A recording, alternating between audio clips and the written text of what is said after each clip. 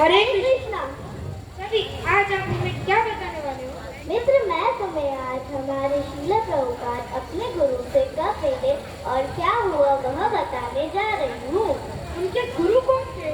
श्रील भक्ति सिद्धांत सरस्वती ठाकुर उनके गुरु थे, जिन्हें वह पहली बार 21 फरवरी 1922 कोटाडाना जंक्शन रोड पर मिले थे।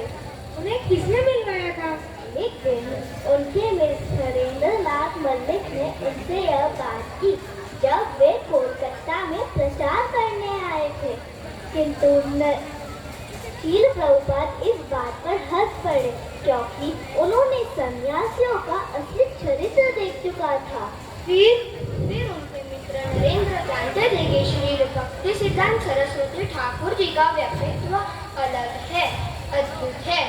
अभय उनके मित्र थे और वह उनके आध्यात्मिक रुझान को जानते थे, इसीलिए वह चाहते थे कि अभय इन महान संत से मिले। उन्होंने अभय को समझाने की कोशिश की, किंतु अभय नहीं माने। किंतु नरेंद्र जिद पर अड़े रहे और आखिरकार मनवा लिया। फिर भी अभय अनुचित थे। फिर अभय शंकित मन से गए। अभय और नरेंद्र दोनों ने इस दिव्य व्यक्तित्व को श्री भक्ति सिद्धांत सरस्वती ठाकुर जी के सामने आदरपूर्वक झुककर उन्हें प्रणाम किया। फिर क्या हुआ?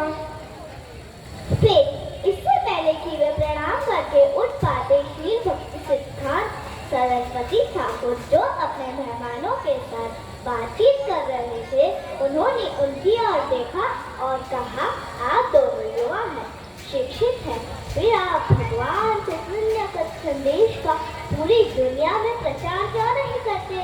अभय ने जो सुना उस पर तो उसे विश्वास ही नहीं हुआ।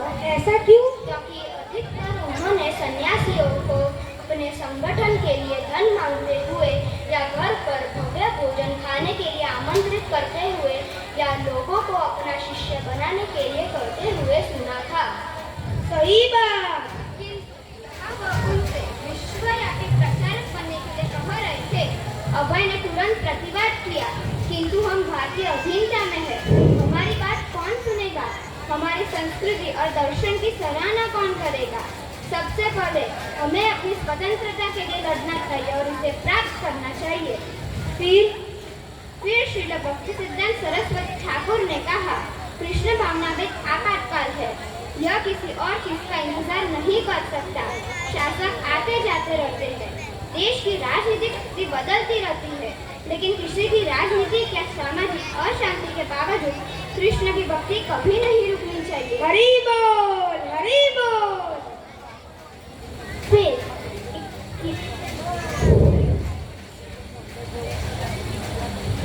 अभय उनकी निर्भीकता और सच बोलने के साहस से दंग रह गए।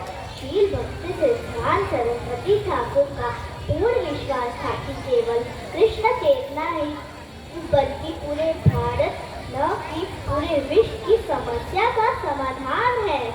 फिर अभय उनकी ओर खींचे चले गए।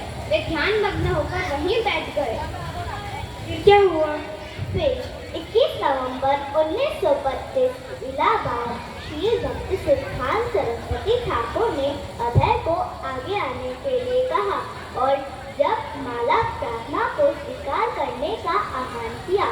साष्टांग प्रणाम करने के बाद अभय ने अपना दाहिना हाथ आगे बढ़ाया और अपने आध्यात्मिक गुरु से जब माला प्रार्थना को स्वीकार किया, उसी समय अभय को ब्राह्मणवादी धागा भी प्राप्त हुआ, जो दूसरी दीक्षा का प्रतीक था।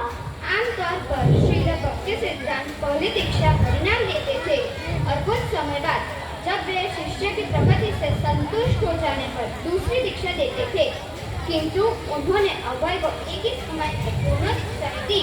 अब अभय पूर्ण शिष्य एक ब्राह्मण थे।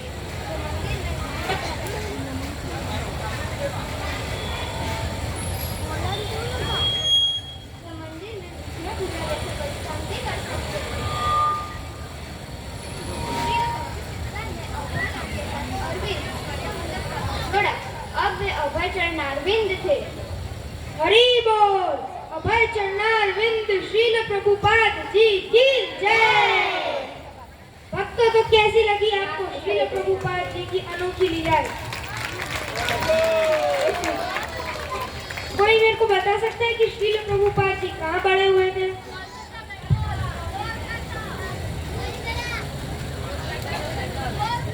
हरि बोल।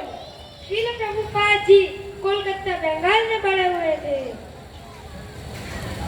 अच्छा, आपको पता है कि जब श्रील प्रभुपाद जी 70 साल के थे, समझ सकते हैं 70 साल, तब वे अपने गुरु के आदेश से हरि नाम का प्रचार करने के लिए अमेरिका गए। चलिए आइए अब हम देखते हैं कि उन्होंने विदेशियों के दिल में हरे कृष्णा आंदोलन कैसे शुरू किया।